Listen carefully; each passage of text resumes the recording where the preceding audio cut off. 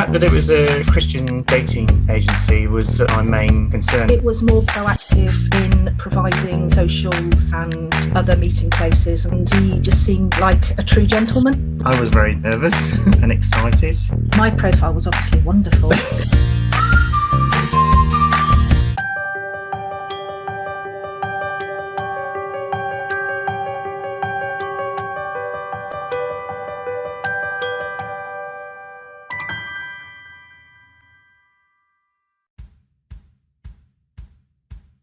I had been single for 20 years and I was working and very active in the church. So I set up a group with 3 of my female friends, and we'd get together to pray for husbands. We'd pray for ourselves, we'd pray for our relationships, and then pray for whoever we were going to meet, their relationships and their family. And essentially I'd been single for quite some time, and as Tracy said, I came from a Christian family. And I'd been a Christian for about 12 years or possibly longer. My friends told me about it. I think her niece had joined, and so she told me about it. And so I looked into it and decided to join. It was one Sunday morning. I was listening to the local radio station in Bristol. There was an interview with Catherine from Friendsfirst. I happened to listen to the interview and then followed that up by contacting with a telephone call.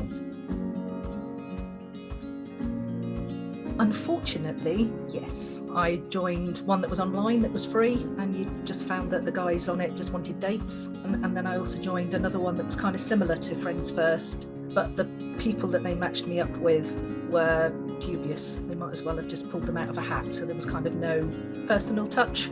I wanted to have a family, so having looked at the cost involved, my feeling was if the guys on there had to pay, had to actually invest in something, then they were serious in looking for that life partner. That's what made me join Friendsfirst.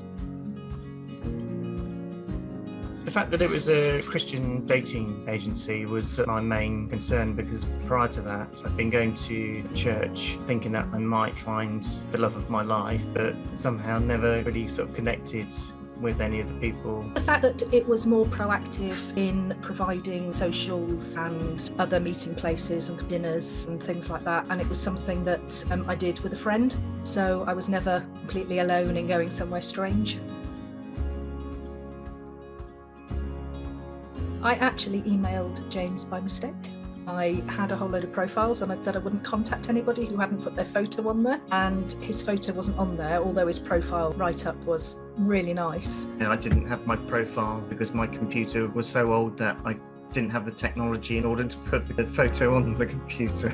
I received an email out of the blue, which was fine because that was the perfect way to start off conversations. When I had people telephoning me out of the blue, it just didn't work for me because I just wasn't expecting a call and not knowing sort of quite what to say. I read his profile after I'd heard back from him because it wasn't the person I was expecting, and it was actually the emails themselves that got me interested because he had a really quirky sense of humour and he just seemed like a true gentleman, which suited me. James's was quite sweet actually, so had he had a photo on there I would have contacted him deliberately. I just was drawn to the quirkiness of what was in her profile. My profile was obviously wonderful. My friends and I, we'd actually written down wish lists of what we want in a partner. So I had some non-negotiables. I wanted him to have a Christian family because I didn't grow up in a Christian home. And apart from that, there was things like I wanted him to have blue eyes. I wanted him to be 6 foot. I didn't get that, but since I now have neck problems and can't look up, that would have been a bit awkward if he had been 6 foot. So he's the perfect height for me. And I also wanted him to be taller than me, but everything I asked for, I got.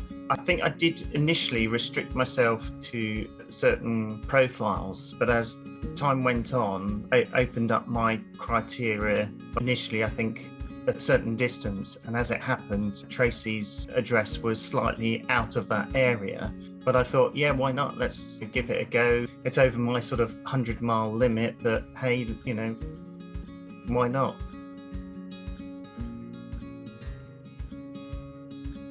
Well, I was going on a blind date because I still didn't have a photo of him. He told me that I'd know him by his car, which was white. So I was quite anxious, thinking it's either going to be something really cheesy covered in lots of Christian stickers, or it'd be a classic. Thankfully, it was a classic. And not only that, it was my favourite classic. By the end of the first date, I thought he was a bit too nice and that I'd be able to walk all over him. But since he'd bought me some books to read, I had to meet him again to give them back. He's never had them back, by the way. It wasn't love at first sight, but it took a few dates and conversations further on to actually be more relaxed around each other.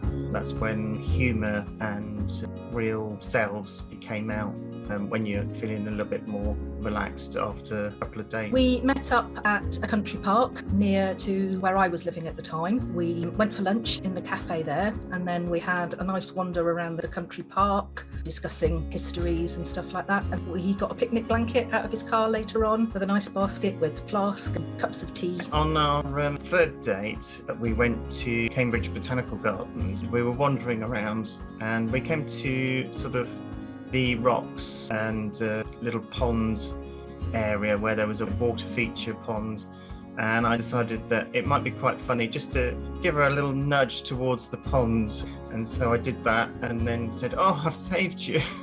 That's when it transpired that Tracy found that kind of sense of humour. It was something that she liked in me. I was very nervous and excited. I was actually intending to propose inside a restaurant on the Friday evening. However, there was our man who came in. He was a very pretentious man, talking at the top of his voice about his son who'd gone to Zanzibar. And so the atmosphere just wasn't quite right, shall we say. So we went out for the day and did various activities. We went to a country house, the historic building and garden, and then we went on to Rutland Water. It was a plan that I'd made of various different places that we were going to go to. It happened that we went for a little walk very late in the afternoon one January Saturday. It was actually beginning to start getting dark. I found a bench and got down on one knee and handed Tracy a box of what appeared to be chocolates, and in amongst the chocolates was the engagement ring. Once she'd taken the chocolate away, there was the engagement ring. I knew it was coming that weekend, I just didn't know how he was going to do it. I was going to be kind of like, "Oh yes, of course I'll marry you," and in the end I burst into tears, because actually it was really romantic, and more than that, where he'd chosen to propose. I was at boarding school nearby when I was growing up, and so to get away from the boarding school and go and spend time myself with God, I'd go to Rutland Water. So actually it was already a really special place, and James didn't actually know that, and then it's where God had planned for our proposal. I think it was excited and very emotional. And the sun was just about setting at the time. It was, yeah. It couldn't have been more romantic. We got married in a Methodist church. We had a very traditional wedding, but beforehand James had organised a horse and carriage for me, because I'd just said in passing that that's what I'd always wanted.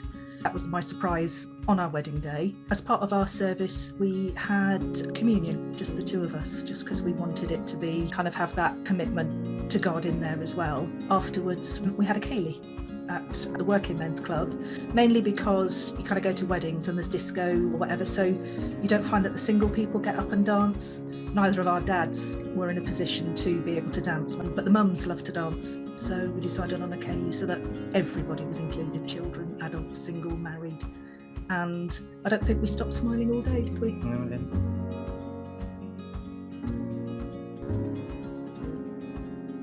I'd probably say get yourself sorted so that you rely on God for your completeness rather than another person, because that's not going to work. It's too much responsibility for them. Pray for the partner, pray for their relationship with God.